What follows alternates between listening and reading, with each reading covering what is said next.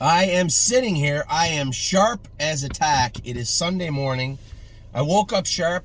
You ever wonder, a lot of the times you'll sleep on a Sunday, but then you'll go back to sleep, go back to sleep, go back to sleep. And we all know once you go back to sleep, you're twice as tired as when you wake up. So I decided I was just going to spring today. Sunday or not, horrible weather or not, still a little bit of snow. You imagine it's April the 3rd and there's a little bit of snow. But I just felt good today. Now, it may have been the announcement I'm going to give you in a minute. It may have been the fact that Brave World looked sensational last night. It may just be the fact that I woke up and quickly, subconsciously took stock of what has happened over the last year. And it doesn't take long. We all get in funks. We all get a little depressed from now and again. We all feel a little in the dumps. It's not hard for me to climb back out. I said, it was funny. I like listening to music sometimes. I don't know why. It helps me focus. I got lots of things that help me climb out of the, and I didn't really have much to complain about this week. Obviously, I was a little down in the dumps. Royson's punch got hurt in Ohio. Adrenaline rush. We had to have a minor operation on him, simply because of something that had been there forever.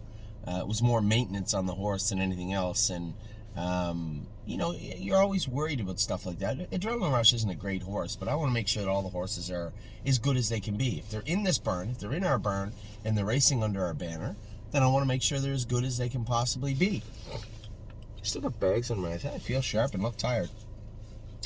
I don't know. Woke up today. I was sharp as a tack. I felt great. I was thinking about all the horses we had.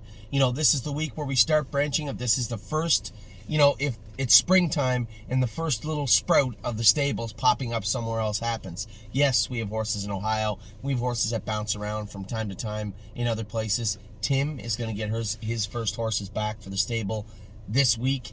Walk on the Moon is heading over to, I think he's already over there actually. Walk on the Moon is heading over to Tim at the Meadows. We opted to simply add the hobbles to him. Rather than tinkering and trying to reinvent the wheel, let's just help the horse do his work. I thought he trained great the other day with them on.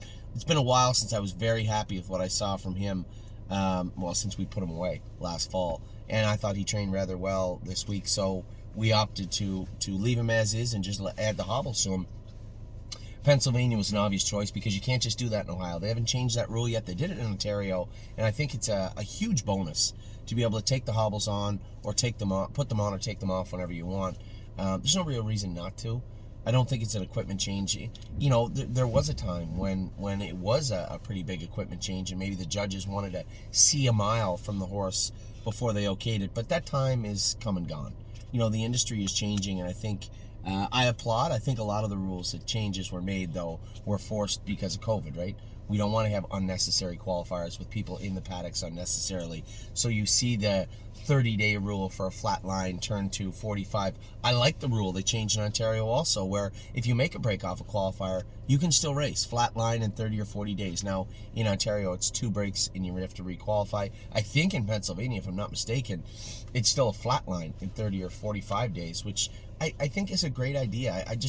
It's not necessary from a gambler's standpoint. I just don't think it's necessary to see that flat line. You can take it for what it is.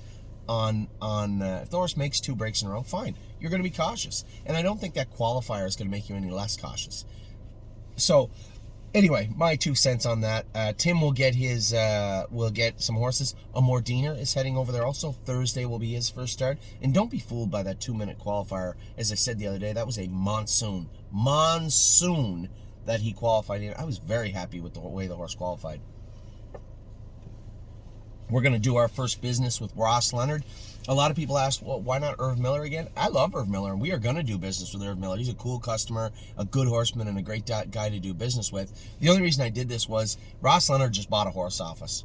I'm a lovely lady, and I happened to be talking to him personally at Miami Valley. He was talking about the horses, and he said, you have any horses going to Indiana? I don't know if he's fishing or not, but super nice guy and does really well. And I said, hey, yeah, we got this colt. He's going to be ready right now. If you got room, you could have him.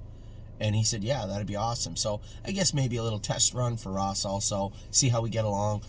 There always has to be that meshing where, we get that line of communication is open, and it is with most of the people. And I don't want anybody to read into us sending the horse to Ross Leonard. We will do business with Irv Miller in the future. I really like Irv. I drove horses for Irv a long time ago, quite probably poorly, but a nice man and does a great job. Levitor will be heading to another new trainer in New York. Now, looking at the series, I don't know how long Levitor is going to stay in New York.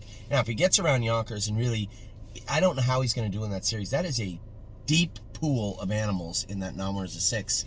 When you see that kind of money put on the table for that kind of class, you're going to see the best horses in the country, maybe in North America, I guess, gravitate towards it.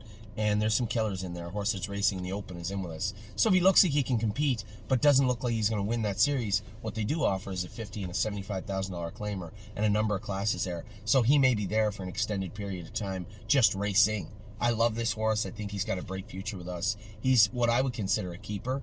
I don't think we'd have to move him for any reason. Now things change and he doesn't get around Yonkers. We can't find a class in Ohio. Things are snug here in Ontario. Well, that's a different conversation. We'll cross that bridge when we get to it. But what I see ahead of us right now is a number of paths for a horse that's been a very a breath of fresh air, actually, is what he's been for us. Really happy with him. So Tim is getting Walk on the Moon. Tim is getting Amor Diener. Massive profits going to Ross Leonard. Levitor is at Corey Stratton's barn right now. So really happy with those. Now, we got a huge announcement. I didn't want to lead in with it, right? But I want to put it near the front for the people that lose concentration early and don't want to watch more than 6 minutes and 44 seconds of me talk. So every year before COVID, we had an open house, right? You guys know that. We had a lot of people asking, are you going to have it this year? Are you going to have it this year? The weather's so horrible. Yeah, I want to have it. But how can we have it so that we get a lot of our clients out, a ton of our clients out to come out and watch this take place? It would benefit the horses. We'd have people come out and want to go with them. I'm thinking we have 60 yearlings right now, 2-year-olds, 62-year-olds right now. 10 sets of 6. I wonder if Mohawk would let us use their facility. I reached out to Jim and Billy and Jessica and said, listen, anyway, we could have a Mother's Day brunch, put on a Mother's Day brunch for everybody, and have our open house over there. I said, it would be good for us. No two ways about it. No question, it would be great for the stable, but it would also be good for Woodbine. It's one thing to say we're open for business. It's one thing. You guys have to understand, if you're not Canadian clients, if you're not living in Ontario, you don't know what it was like here. It wasn't like Ohio. It wasn't like Kentucky. It wasn't like anywhere I've been in the States. It just seemed to be a lot more concern, a lot more fear. Maybe that's just as a country, we appeared to be very cautious. Now, it was no joking around. We're not going to get into a COVID argument, but Ontario was not like Ohio. It was not like Pennsylvania. It wasn't like any of the states I've been in. And to say, okay, we're open, everybody come back. You're going to have people come back, but as an industry, I think it would be important to show people. Words and talk is great. Show, right?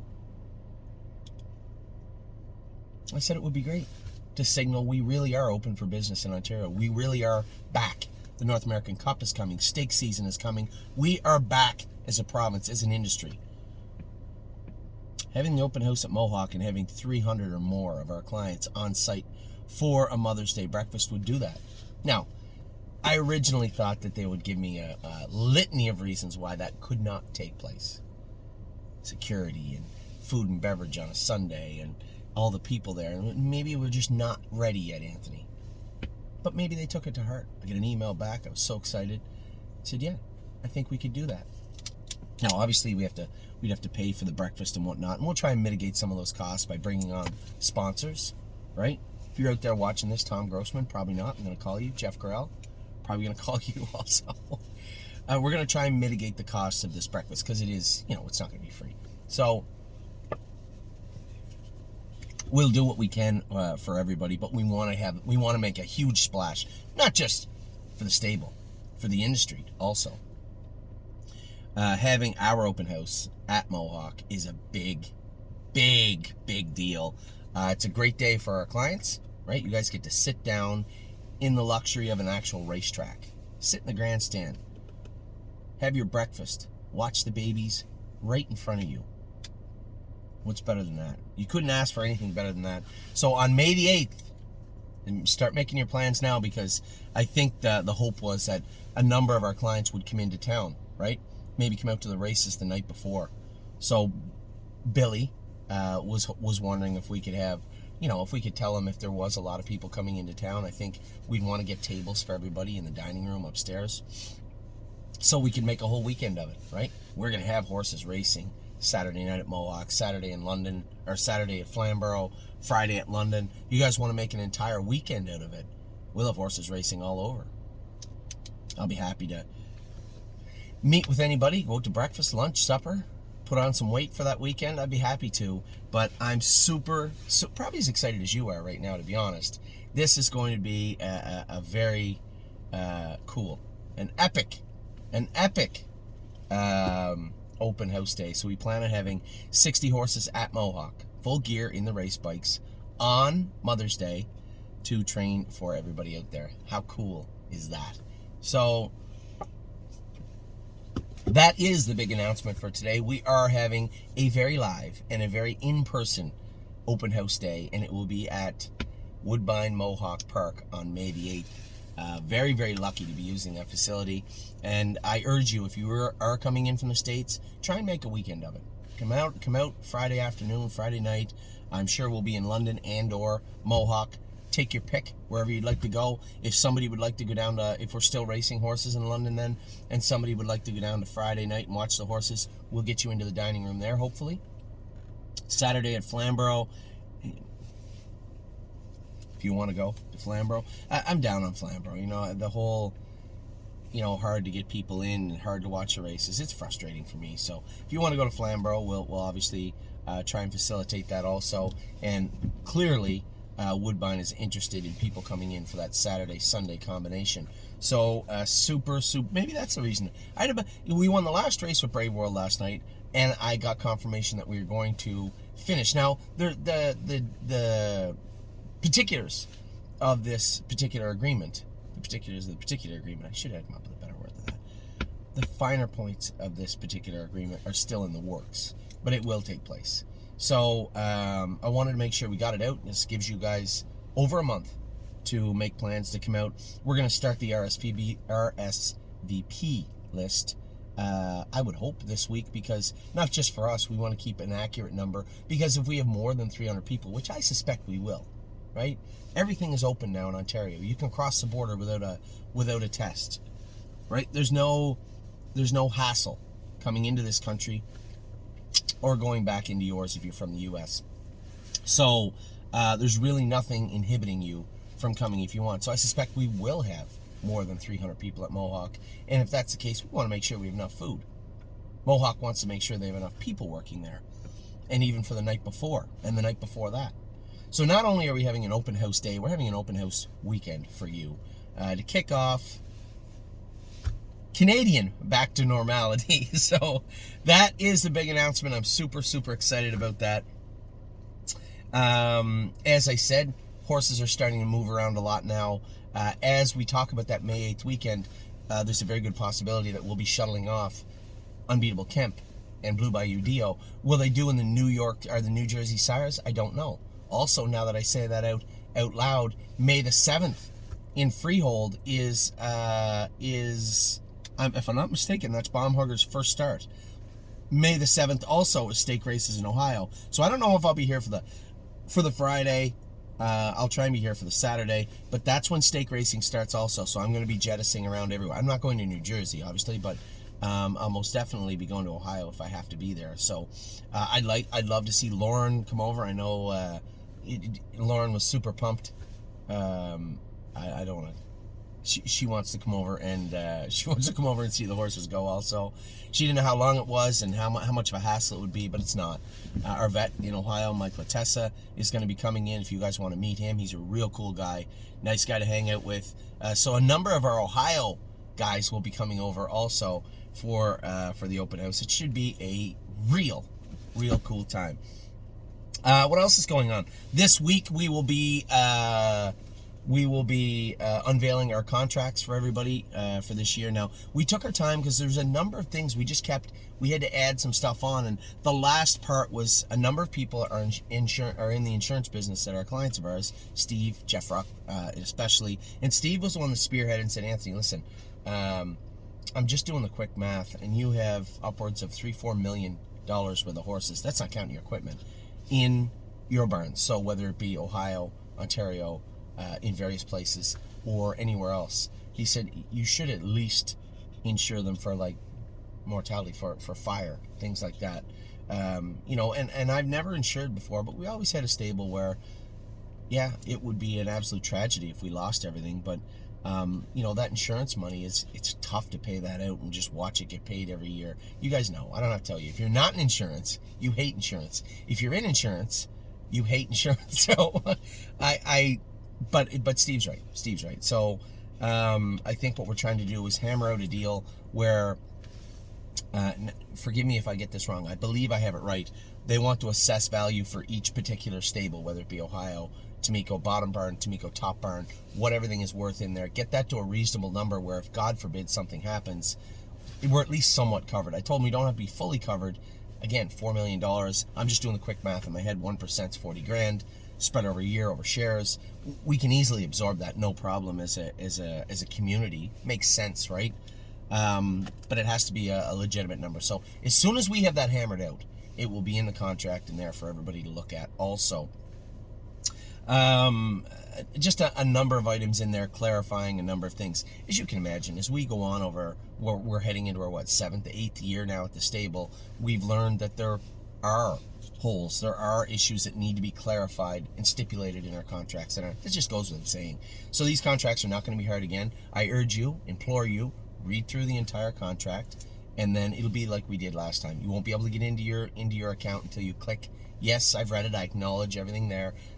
It seems to be a fair way to do it. Once we get... now, I had to sign some contracts last week for something.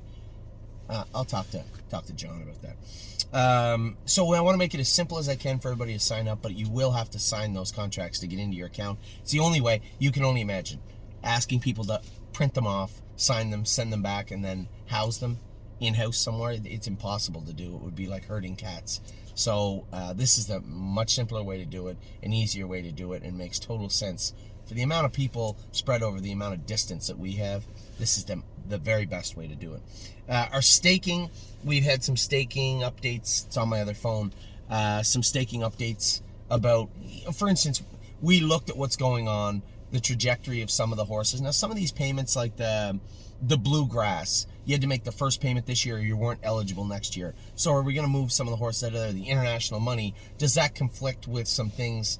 The Wellwood conflicted with the final of the PA Sires. Do we have horses that we're going to say, okay, we're not racing in the PA Sires, we're going to race in the Wellwood? That's unlikely. So how does that affect horses? But there are some horses like a Carter Michael Deal that I have very, very high hopes for, and he looked impressive yesterday. We'll get to that in a minute.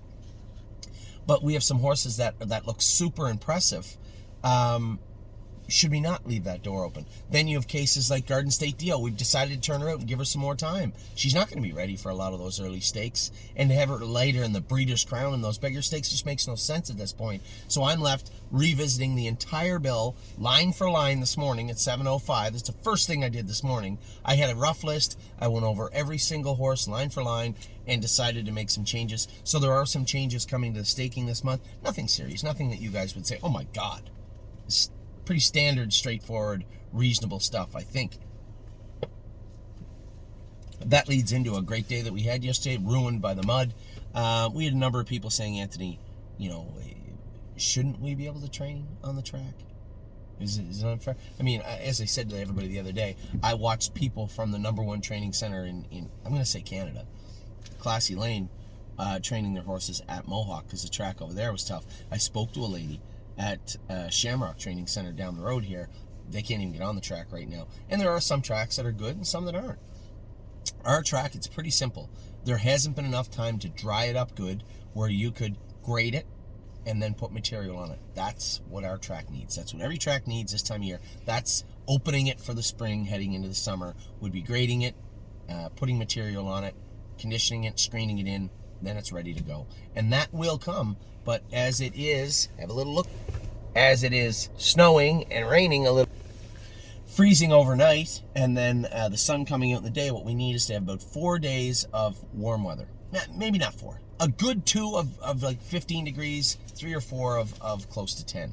I think would really dry that track out where we can grade it, condition it, put the material down, mix it all in, and away you go. And then we'll be set up perfectly. Otherwise, you're left with crappy days like yesterday. You guys, you know, I really did not think we were going to get any drone sets in on Friday night. I thought it was an impossibility. I told Curtis, don't bother. He said, he goes, I'll plug my drone in, I'll charge it just in case. I said, well, I'll let you know in the morning, but it's unlikely. And even when they said, you know, well, Danny said, well, we'll have another look at it at 8:30 or at 9, 8:30. I said, there's no shot. When I got there, we went out on the track. It was a little rough in places, but it was okay. But when it started to let go on the far turn, I'm like, all right. It was that we couldn't see the spray, right? And it just wasn't that safe. If we couldn't see it, really, you saw how Cutie Cumber made a break in the first turn. I mentioned that yesterday. Well, those are the things that are going to happen, right? When it starts to get muddy. Then after we canceled the drone after the 4th set, we went with one more grouping of horses. So everybody that was on the cross ties, I said, everybody grab a horse, just go out and go a mile in 2:35. It was a swamp by the time we finished up. We couldn't even go with any more horses. We just jogged them all. So we do our best, though. We try to get everybody, you know, you guys have no idea. We would have loved to start at 7, go out, get the horses done and all trained up. We're doing the best we can, but at the same time, we have to do what's best for the horses. And it was okay for set 1 through 4, but shortly thereafter, it certainly was not. So, but what we did see was some horses look really good. You guys saw just a glimmer of what I was talking about with Lady All-Star, how smart she is, how intelligent she's becoming. And then Carter Michael Dio, the movie made down the lane, jumping through horse, like zipping through like that. This is a giant animal. For him to do that, he's just really, really impressing me. A horse that floored me Saturday, how good he really was Brace for Landing. I keep telling you he's looking good, but even for me, I was like, I didn't really want to go anymore with Horn Player. We were going plenty, and James came like a monster down the backstretch, just come screaming, which is very un-James-like. We're pulling up, and I said, was he hot? And he goes, he's a little grabby, but man, he was trotting good. So he just let him trot into the turn and take over the lead, and was very strong, finishing up. Super excited from what I saw from that horse. There was a number of horses that wowed me. I don't have the list. Where is the list? I had it. I had it in here. Oh, here it is. Oh yeah.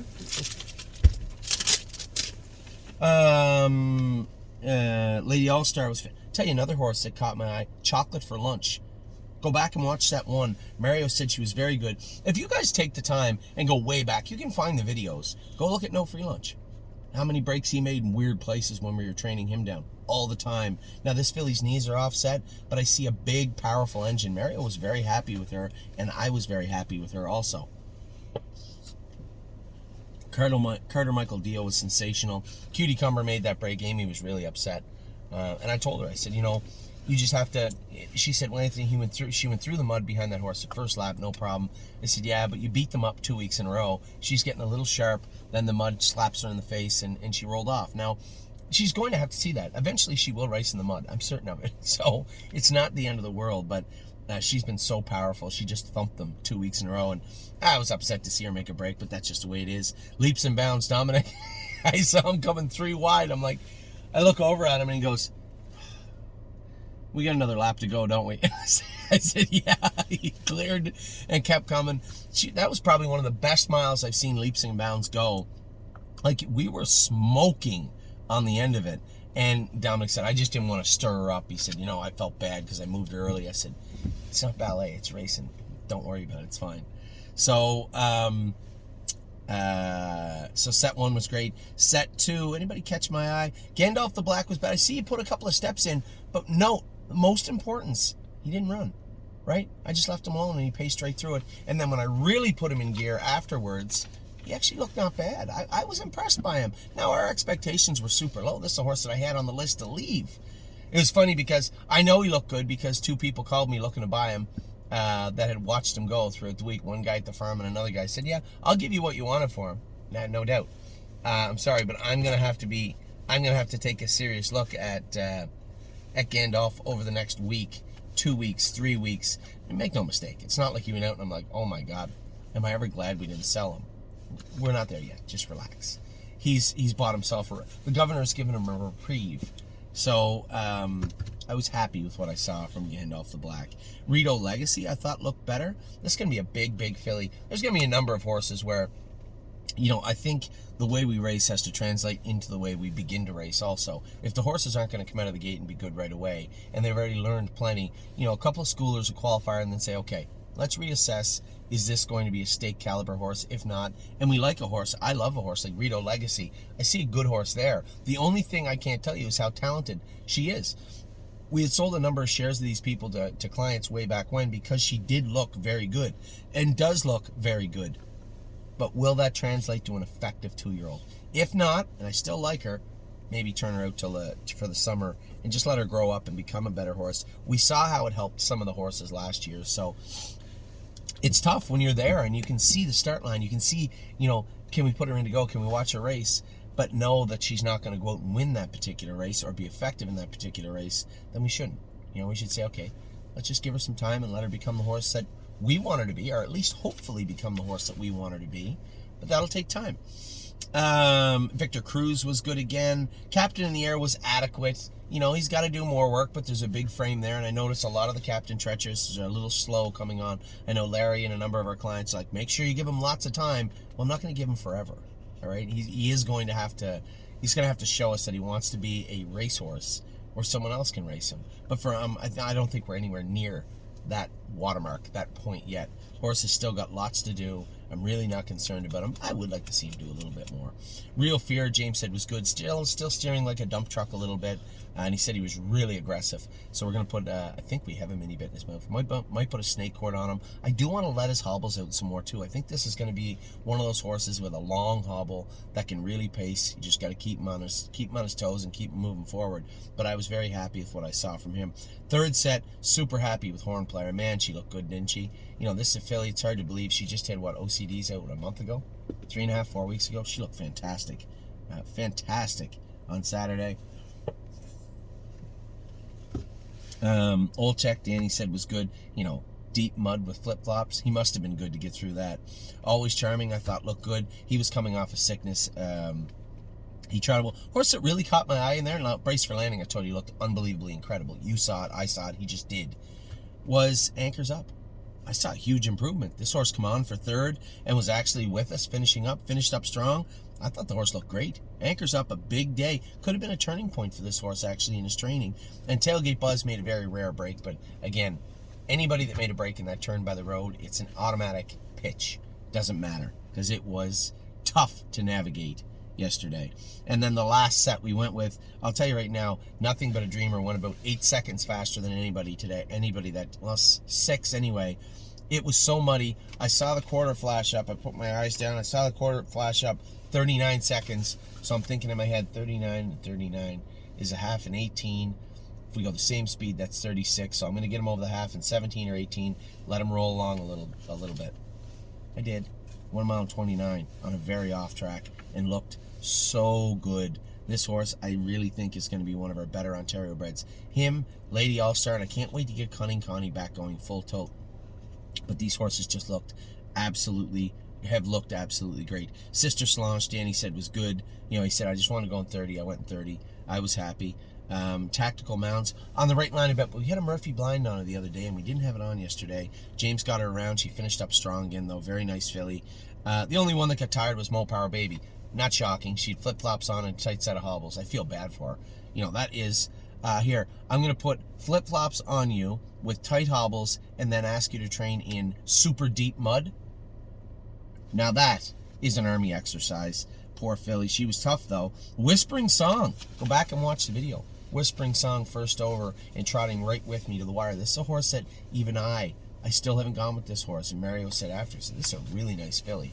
I think he would have, I don't know he realized how fast we actually went. He would have known actually what kind of filly she is. She was fantastic. Coupe de Ville looked very good too. So those were our 4 sets. We did train some horses after. I thought Columbus looked good. May lose control. Spitfire Overseas looked fantastic training Wednesday, and then again in the mud Saturday. These were the last horses to train. Smoking Hot Irish Girl. Silent Assassin struggled through the deep stuff too. She's only a small filly. It's not her fault. And Enzo Guayo did his work. He looked great. So those were the horses that trained on Saturday. I was super impressed with the tenacity of pretty well all of them. You can see Cutie Cumber just throw her head from the mud and make a break, pitch, tailgate buzz in the turn, made a break, pitch. It's not, it's certainly not their fault. I was super happy with everything I saw. I love when the horses go above and beyond to do their work. It means a lot when you see horses like, as I said, Carter Michael Dio, Lady All-Star, those chocolate for lunch horses that you were hoping would show up and look good and look great, even leaps and bounds. Everybody in that set virtually. Crantini, James said, all right, I'm going to put the hobbles on him next week and see how he is. All right, you think he's ready for the hobbles? Put them on him. I'm certainly not concerned with Crantini. I never was. And then see all the Pacers do good. Horn Player, but I guess that's Brace for Landing pretty much stole the show. Him and Carter Michael Dio, they were just absolutely incredible yesterday. Now, racing this week, we had a huge week of racing, right? We went to Ohio. We had the unfortunate injury of Royson's punch, but that injury actually cost us the win with Stay Close, but I'm certainly not blaming the horse. The horse toughed it out to get to where he was. Stay Close looks like he's going to be good in the final. Brett Miller is actually going to drive Stay Close. I was really torn. I didn't know what to do. I'll drive LD's Patrick. I was trying to convince James into doing it. James said, Anthony, I just got so much on the go. And we looked. There's no flights that can get him in and out on race day. So he'd have to travel for the entire day, stay overnight, and come back. I don't blame him, I guess. So I'll drive LD's Patrick. Brett Miller will drive, or he's going to be listed to drive Stay Close. I suspect he'll take him since he's probably one of the best horses in the final. Both of those horses, LD's Patrick, when you watch those two divisions, you're like, he's okay. LD's Patrick will be 100% for Wednesday. Of that, I am certain. So we had those horses race, and then No Free Lunch was fantastic last Sunday. He's racing tonight. Got a big shot to win in there. I hope. Drew the 2-hole. The horse picked the wins on the rail, so it should end up with a pretty good trip with that horse, I would imagine. What else do we have going on in Jason's barn? We're going to talk a little more about Jason's barn in a minute, because obviously his barn will jump into the Ohio horse that are qualifying. Even Gemstone Ruby Rose, I think, will qualify well on Thursday. We saw Sweet on Pete and Slim Jimmy qualify on Thursday. They're going to come back for another one. Purple Aura is not quite ready yet, but she's getting closer. He said she trained great on Saturday. I'll tell you who trained fantastic. 1, 2, skip a few was awesome. We finally broke down, put the hobbles on her. She was a beast in the mud training Thursday. And as I said, Gemstone Ruby Rose will go back for next Thursday. I don't know what she is yet, to be honest, but I think she's a useful animal. I really like this filly. I was a little surprised she was so sore. We had the vet check her after. The inside quarter of her right front foot was a little hot and had a little pulse in it, so we changed her shoes to a flip-flop shoe, and we are going to work on those feet all week. Procrastinator and Confederate Cruiser are going to make their start.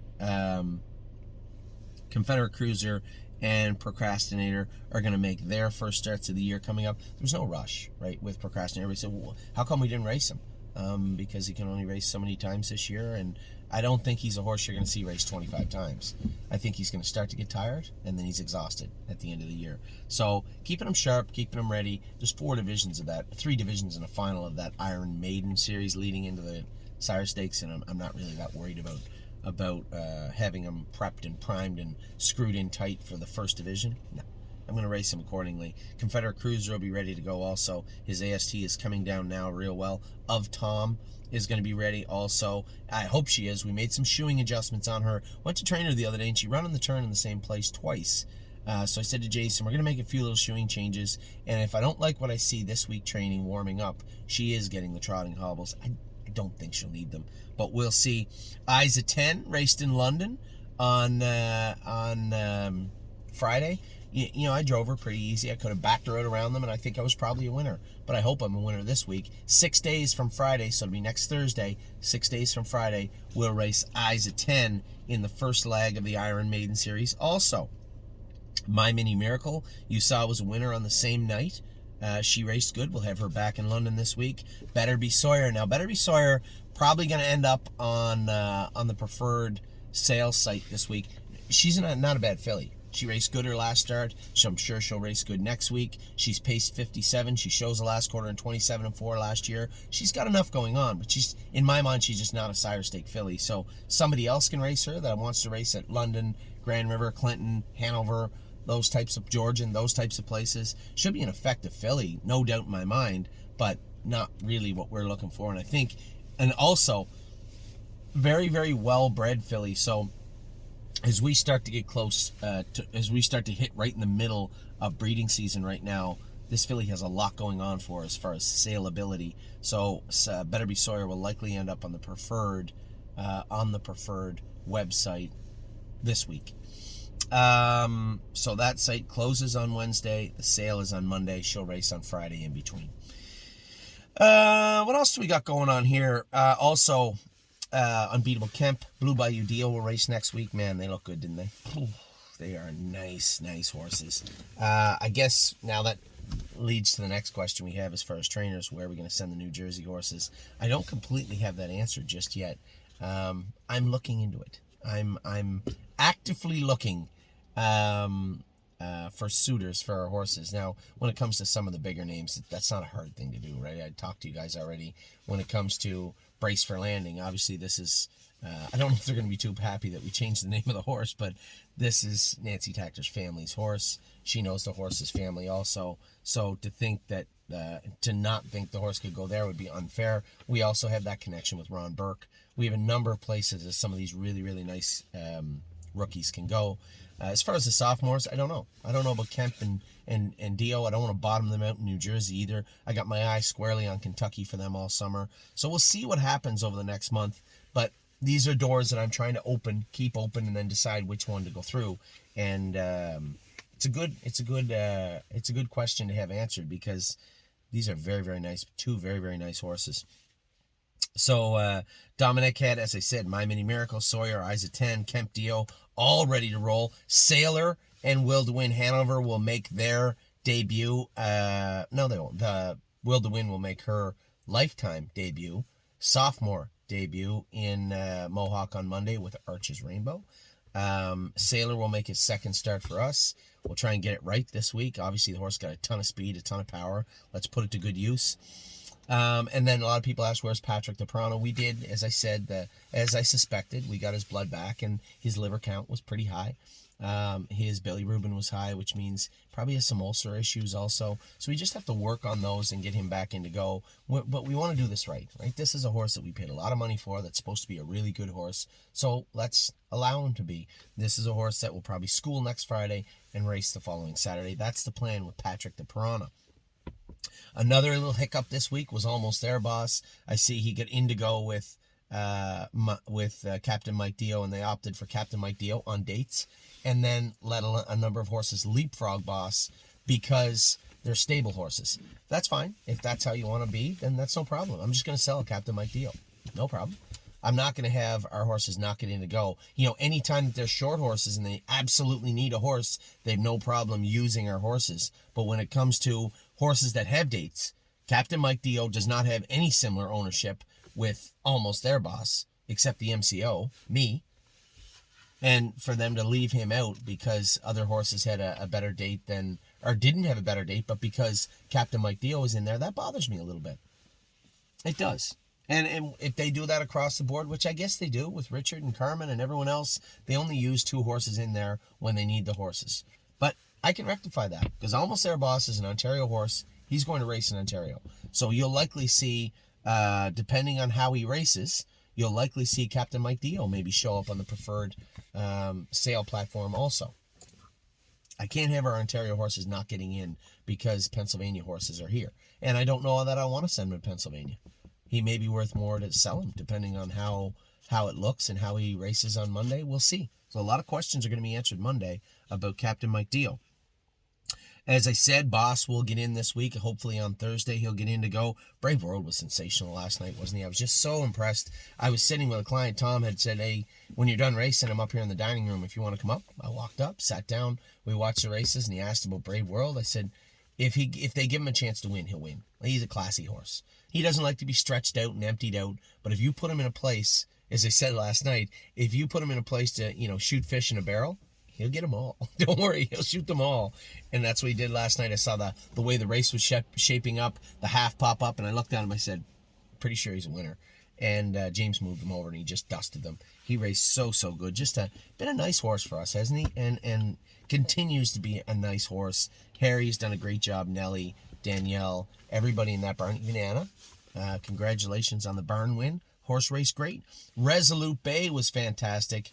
The other night too. Race great. I wish James had moved him, but at the same time, I understand it's a long year.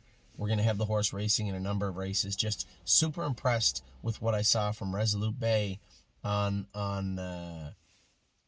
Friday evening. We know he was good, but you never really know till you know. And he still has a lot of work to do. But man, he certainly looked like he got off to a flying start in 2022. Century Invictus raced good last night, as I said in the video. Probably thought he should have been a winner, but it's a long year, right? And as I said, you'll hear me say this. It's not like we have to have him buttoned down and screwed down tight and just coming right through the bridle in April, because he won't be able to do that in August, right? So he did his work. He did it well. Probably should have won, but raced well. And I said before the race again to Tom, I said, he's probably ready to pace 54 in a piece. That's exactly what he did. So he raced good. I was happy with him. And then obviously everybody was super pumped about Little Peanut winning last week. This week you get in a little tough, and I know it's always a contentious issue when we talk about Peanut, but he will be entering the claiming ranks this week.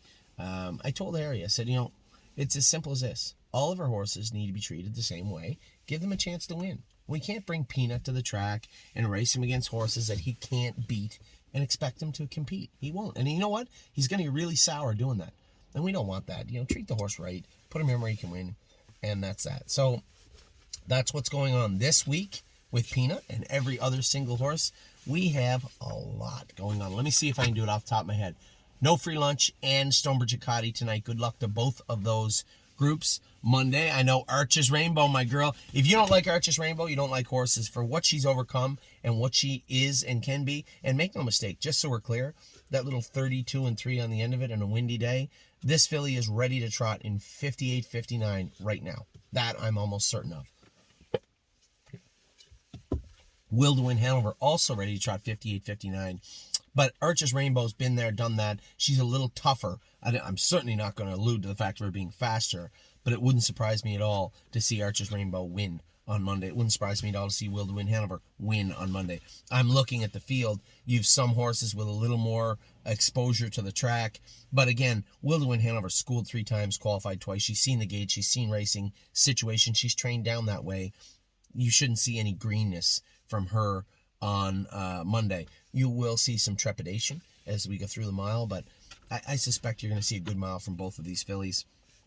The only horses in there that look like they're true contenders, from what I can see on this program, the 9 horse, which is a homebred of Robert McIntosh, shows 59 in March, last half in 57-1. So there's talent there out of the 9 hole. Anthony Hahn's horse won the qualifier against Arches Rainbow the other day, and there's not a whole lot here. A lot of 2 minutes, 2-1, 2-2, unless I don't see. And again, everybody else's horses are like ours. You look at Arches Rainbows, not a lot to look at there. There's a lot more than they think there. Sailor in a good class also with the rail. Really, really excited to see a Sailor race. We have Captain Mike Dio also.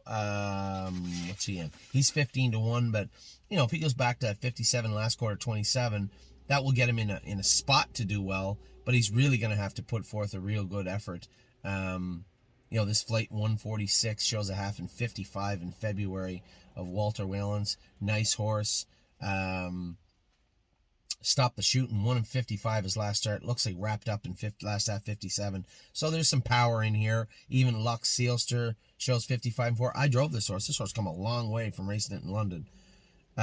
Jody's horse, Bankroll Hanover, again, Pretty good looking horse. No cakewalk. But at the same time, this is where he's going to have to race. You want to be a competitive animal, you have to race against these horses. And then obviously we have Stonebridge Simba in the last race, 6-1. He'll be a little bit better with a shoeing change this week, back to a normal full swedge rather than a flip-flop. But you got Dancer Hall in there with over $500,000 made. Funny story, I broke and trained down Dancer Hall. We had him. First year we had the stable. The Sugarmans bought this horse. We trained him down. We campaigned him as a 2-year-old. What a super talented horse he is. My God, he's a beautiful animal. Our old girl Swan's Honey in there, but I'm pretty sure she wants no part of Simba. Nylander, who beats Simba quite handily, is back in there again. And then you have a huge dropper in HP Royal Theo, also in there. So no cakewalk, but at the same time, Stonebridge Simba should be good. Again, the big news of the day, the open house for 2022. Yes, it will be live. Yes, it will be in person. Yes, it will be catered, because it will be at Woodbine Mohawk Park. It'll be a very tedious and busy day as we have to ship 60 babies over to Mohawk, get them warmed up, and get them trained. But it will be quite the display and quite the show. I am super, super pumped, and I'm sure you are too. So with that, one of the longest openings ever, 45 minutes, but we did have a lot to talk about, didn't we? I didn't ramble. I didn't get off track. I stuck to the script. 45 minutes of it. A big day here at the stable. I will talk to all of you very, very soon. And as I said, Kelly will have those RSVPs starting to go out. Make sure you fill them out. May the 8th is the Sunday. May the 7th is the Saturday. Obviously, May the 6th is the Friday. I'd love to see everybody come for the weekend. It should be a great time here in Ontario. The weather should be nice. Everything will be great, won't it? Should be. Take care.